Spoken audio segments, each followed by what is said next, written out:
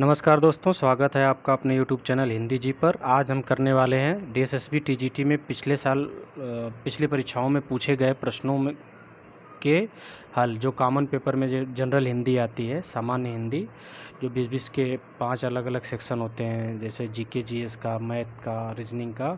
उसमें सामान्य हिंदी जो पूछी जाती है उससे जो है हमने आज 20 प्रश्न लिए हैं। चलिए देखते हैं प्रश्नों को।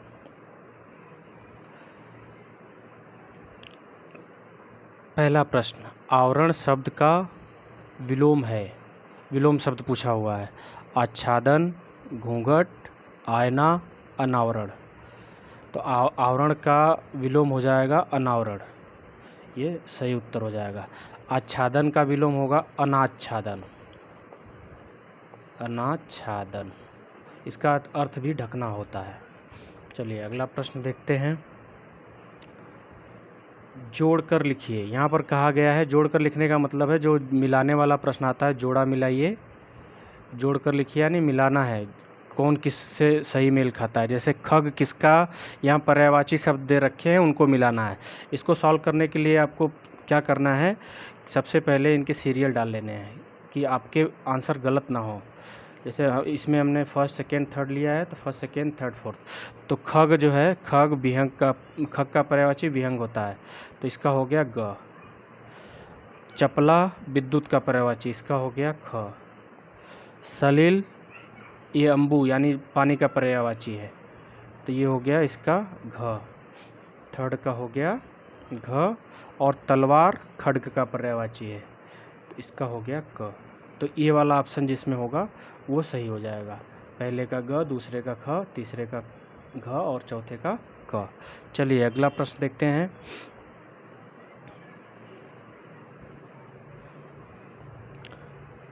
शेर दहाड़ता है, यह वाक्य क्रिया का उदाहरण है। कौन सी क्रिया है? सकर्मक है, अकर्मक है, द्विकर्मक है, बाधव है। बाधव है, कौन सी क्रिया है? तो जब किसी क्रिया का फल उसके कर्ता पर पड़ता है तो वो अकर्मक क्रिया हो जाती है। अगर इसमें कर्म होता तो ये सकर्मक हो जाती। तो इसका सही उत्तर क्या हो जाएगा? अकर्मक। क्या उत्तर हो जाएगा?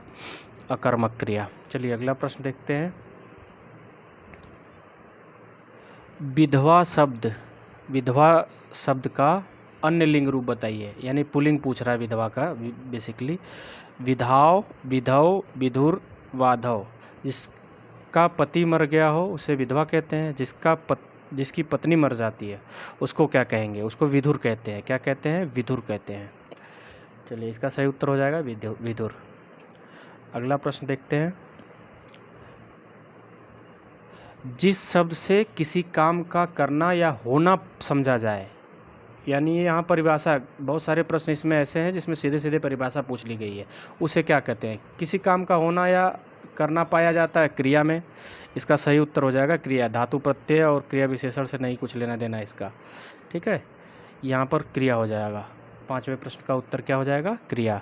कि जिससे हमें किसी काम के होने या करने का पता चलता है वो उसे क्रिया कहते हैं। उस शब्द को क्या कहेंगे हम? क्रिया कहेंगे। अगला प्रश्न देखते हैं। प्राण शब्द का वचन में प्रयोग होता है। एक वचन, द्विवचन, बहुवचन, एक और तीन दोनों में। तो यहाँ पर देखिए द्विवचन का तो हिंदी में कोई मतलब ही नहीं है, ये संस्कृत में होता है। केवल संस्कृत में हमें द्विवचन मिलता है। यहाँ एक वचन, बहुवचन, अंग्रेजी की तरह सिंगुलर और प्लूरल नंबर मिलते हैं। तो प्राण शब्द जो है ये बहुवचन है, हमेशा बहुवचन में प्रयोग होता है। कुछ ऐसे शब्द हैं जो हमेशा बहुवचन में प्रयोग होते हैं, जैसे दर्शन हो गया, लोग हो गया। लोग जो शब्द है, लोग, अक्षत, ये सब जो है हमेशा बहुवचन में प्रयोग होते हैं, ठीक है। अगला प्रश्न देखते हैं। उपत्यका का अर्थ है, ये अनेक शब्दों के लिए एक शब्द जो होता है उसी से प्रश्न पूछा गया, उल्टा करके पूछा गया है। दो पहाड़ों के बीच का स्थान, जिस कार्य को करना कठिन हो, अपनी शक्ति के अनुसार, जहाँ पहुँचना संभव न हो, इसे कहते हैं दुर्गम। जिसे जहाँ जाना संभव न हो, मुश्किल हो, वो उसे कहते हैं दुर्गम। अपनी शक्ति के अनुसार यथाशक्ति हो जाएगा। यथाशक्ति। जिस कार्य को करना कठिन हो, दुष्कर। दुष्कर। दो पहाड़ों के बीच के स्थान को उपत्यका कहते हैं। और पहाड़ के ऊपर की समतल भूमि को अधित्यका कहते हैं। अधित्यका, एक इसी का उल्टा समझ लीजिए, अधित्यका। अधित्यका किसे कहते हैं? पहाड़ के ऊपर की समतल भूमि को अधित्यका कहते हैं। अगला प्रश्न देखते हैं। यहाँ फिर जोड़ा मिलाने के लिए आया है। धीरे धीरे, नकटा, महावीर, दुपट्टा और मारपीट। इसमें समास पूछ रहा है कि किसमें कौन सा समास होगा। इसको फिर हम उसी विधि से सॉल्व करेंगे। पहले इसका ऑप्शन लिख लेंगे, 1 2 3 4 और 5। पहले का धीरे धीरे, ये अव्ययी भाव का उदाहरण है, अव्यय शब्द है, तो ये इसका ख हो जाएगा। नकटा, इसमें थोड़ा सा डाउट है, मैं इसके अभी बताता हूँ। पहले सब दुपट्टा का क्या हो जाएगा? दुपट्टा दो पट्टों वाला क्या हो जाएगा? द्विगु, यहाँ नंबर आ जाएगा तो ये द्विगु समास हो जाएगा। मारपीट, ये बीच में योजक चिन्ह है तो ये हो जाएगा द्वंद्व। महावीर, महान है जो वीर, कर्मधार है। कुछ समास के कुछ उदाहरण ऐसे होते हैं जो दो दो समास के अंतर्गत आते हैं। जैसे पीताम्बर को ही आप ले लीजिए। पीताम्बर जो है बहुव्रीहि में भी आता है और कर्मधारा में भी आता है। उसका समास विग्रह क्या किया जा रहा है उसके आधार पर। तो यहाँ अगर नाक का कटा हुआ रखेंगे, क्योंकि यहाँ ऑप्शन में कर्मधारय नहीं दिया हुआ है 2 बार, तो इसलिए इसका हम तत्पुरुष लेंगे। नाक कटा, 2 पद मिला करके नकटा बनता है, तो उत्तर पद प्रधान होगा, उससे बनेगा हमारा तत्पुरुष। और एक इसका समास विग्रह किया जा सकता है, नाक कटी हो जिसकी, वो नकटा हो जाएगा, तो वहाँ पर कर्मधारय हो जाएगा। ठीक है, तो इसका हो गया पहले का ख, दूसरे का क, तीसरे का अंगा, चौथे का ग और 5वें का घ। ये सही, ये मिला करके आपको सही ऑप्शन ABCD में से चुनना होता है। चलिए अगला प्रश्न देखते हैं। अंधेरे में कुछ भी दिखाई नहीं देता, इस वाक्य में सर्वनाम है। यहाँ पर सर्वनाम शब्द कौन सा है? कुछ। कुछ जो है सर्वनाम शब्द है। दिखाई देना तो क्रिया है ना,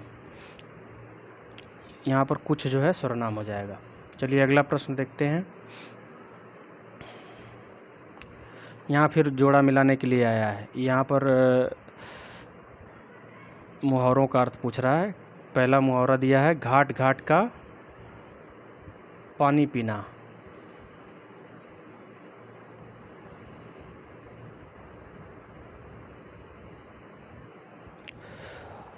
मुहावरों का अर्थ बताना है।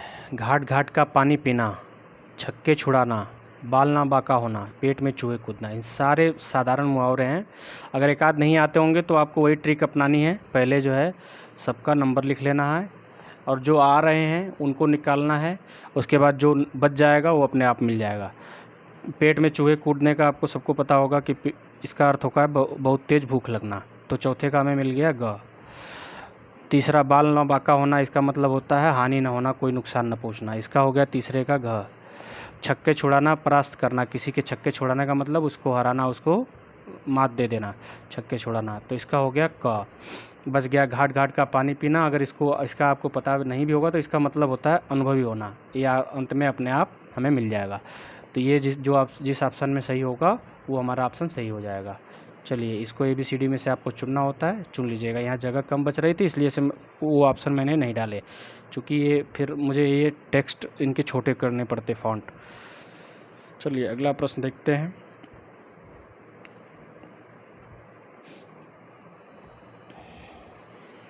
गुरु आज्ञा, गुरु धन आज्ञा, गुरु आज्ञा में कौन सी संधि है पूछा जा रहा है। इसमें कौन सी संधि का उदाहरण है? ये कौन सा संधि का? गुण, वृद्धि, दीर्घ, यण। यहाँ पर जो उदाहरण दिया गया है गुरु प्लस आज्ञा का, इसको मिलाने का पर क्या बनेगा? तो यहाँ गुरु में क्या आएगा? उ है और इसके बाद आ है। उ के बाद असमान स्वर आया है तो क्या हो जाएगा? यहाँ पर उ अ मिला करके जो है वह हो गया है, तो यह यण संधि में होता है। यण संधि में ई रुकिए बता रहा हूँ। ई ऊ री, यही हमारे हिंदी में प्रचलित हैं। तो इनके साथ जब असमान स्वर आता है तो ई का य हो जाता है, ऊ का व हो जाता है और री का र हो जाता है यण संधि में। चलिए अगला प्रश्न देखते हैं।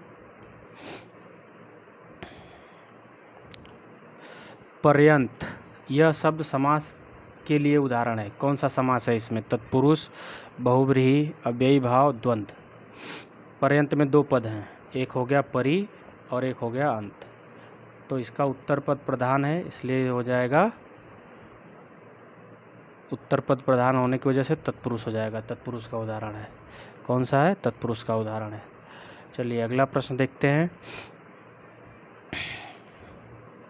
मेहमान आए होंगे, यह वाक्य किस काल में है? डॉट डॉट डॉट दे करके पूछा है, किस काल में है? भूत, वर्तमान, भविष्यत। वाक्य प्रयोग गलत है, ये तो हो ही नहीं सकता, क्योंकि ठीक लग रहा है, वाक्य प्रयोग में कोई गलती नहीं लग रही है। भविष्यत, वर्तमान, होंगे, ये किस काल की क्रिया है? किस काल में है? ये भूतकाल में है। भूतकाल में भी यहाँ पर डाउट है, तो संदिग्ध भूतकाल हो जाएगा। यहाँ ऑप्शन नहीं दिया गया है, जहाँ संभावना मतलब होती है, संदेह होता है, वहाँ पर संदिग्ध भूतकाल हो जाता है, संदिग्ध भूतकाल। ठीक है, भूतकाल, वर्तमान काल, इनके भी उपभेद हैं, तो यहाँ भूतकाल होगा। चलिए अगला प्रश्न देखते हैं। संदिग्ध भूतकाल। 10 ग्राम सोने की पायल है, इस वाक्य में 10 ग्राम, यह शब्द कौन सा विशेषण है? गुणवाचक, संख्यावाचक, सार्वनामिक, परिमाणवाचक। यहाँ देखिए, जहाँ नापने तौलने जैसी कोई वस्तु आती है जिसको नाप तौल सकते हैं, वहाँ परिमाणवाचक आता है। और संख्यावाचक कब आएगा? जब हम उसे गिन सकते हैं, नाप तौल नहीं सकते, गिन सकते। अगर यही 10 ग्राम हटा करके लिखा जाता है कि उसके पास 10 सोने की पायल है, तो यहाँ 10 जो होता संख्यावाचक विशेषण होता। चलिए ठीक है, अगला प्रश्न देखते हैं।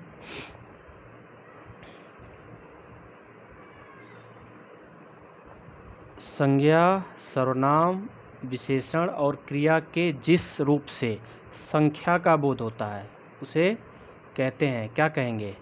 संख्या का बोध कराने वाले को हम वचन कहते हैं। और वचन हिंदी में दो हैं, एक वचन और बहुवचन। बहुवचन, एक वचन और बहुवचन। संख्या का बोध होता है, लिंग कारक क्रिया से नहीं लेना देना इसका।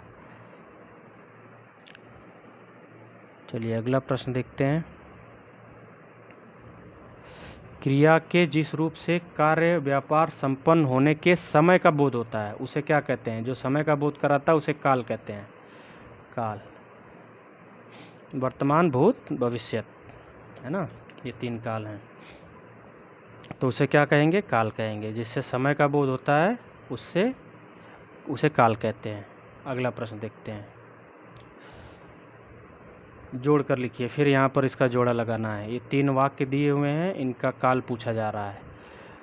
ठीक है, तो इसमें पहले गा गे गी लगा है, भविष्यत काल है। तीसरे का मैं लिखूँगा, हो जाएगा। वर्तमान काल में है, हो, हूँ होता है, तो वर्तमान काल हो गया, बचा भूतकाल, वे गए हों, ये हो गया इसका सही आंसर। तो पहले का हो जाएगा ग, दूसरे का क और तीसरे का ख। ऐसे अगर लिख करके करेंगे तो कभी आपका जल्दीबाजी में कोई आंसर गलत नहीं होगा। हमेशा आपको ऐसे आप पेन पेपर मिलता है ऑनलाइन एग्ज़ाम में भी, इत्मीनान से ऐसे 1 मिनट का काम है, आपको पेन पेपर पे इसको लिख लेना है। तब आपको ऑप्शन ए बी सी में से इसका क्रम देख करके चुनना है। एक भी अगर इधर से उधर किया आपने तो 1 नंबर आपका आसान ख़त्म हो जाएगा। इसलिए आपको इस बात का ध्यान रखना है कि जब भी हमें जोड़ा मिलाने वाला प्रश्न मिलेगा हम उसको लिख करके करेंगे, तो अन्यथा इसमें बहुत गुंजाइश रहती है गलती होने की। चलिए अगला प्रश्न देखते हैं। दाल भात में मूसल चंद, इस लोकोक्ति का अर्थ है। एक लोकोक्ति दी गई है, इसका अर्थ पूछा गया है। दाल भात में मिलावट, व्यर्थ में दखल देने वाला, दाल भात में मिलावट करने वाला, इनमें से कोई नहीं। ये तो है नहीं। दाल भात में मिलावट करने से भी कोई मतलब नहीं है, मिलावट करने वाले से भी कोई मतलब नहीं है, उसकी मिलावट से भी कोई मतलब नहीं। इसका मतलब है, इसका अर्थ होगा व्यर्थ में दखल देने वाला। यानी दो लोगों के बीच में बिना बुलाए कोई टपक जाता है तो उसे क्या कहते हैं लोकोक्तियों में? दाल भात में आ गए मुसलचंद। ठीक है, भात का मतलब होता है चावल, भात यानी चावल। चलिए अगला प्रश्न देखते हैं। DSSB में ने जो है 6ठी 7वीं 8वीं के ग्रामर से बहुत प्रश्न पूछे हैं। सारे ये सब जो है छोटे छोटे टॉपिक्स 6ठी से 8वीं तक का व्याकरण आप उठा लेंगे NCERT का, जो NCERT में टॉपिक्स हैं वही पूछे गए हैं ज़्यादातर। जो शब्द संज्ञा और सर्वनाम की विशेषता बताएं उसे क्या कहते हैं? विशेषण कहते हैं। विशेष जिसकी विशेषता बताई जाती है उसे कहते हैं, जिसकी विशेषता बताई जाती है उसे विशेष्य कहते हैं। और विशेषण जो है, जो विशेषण जो किसी संज्ञा सर्वनाम की विशेषता बताता है उसे विशेषण कहते हैं। चलिए अगला प्रश्न देखते हैं। अगला और इस वीडियो का अंतिम प्रश्न, शयन का संधि विच्छेद पूछा जा रहा है। शयन शब्द का संधि विच्छेद क्या होगा? शयन शब्द का संधि विच्छेद सधन होगा, शयन होगा, से अन होगा, शय न होगा।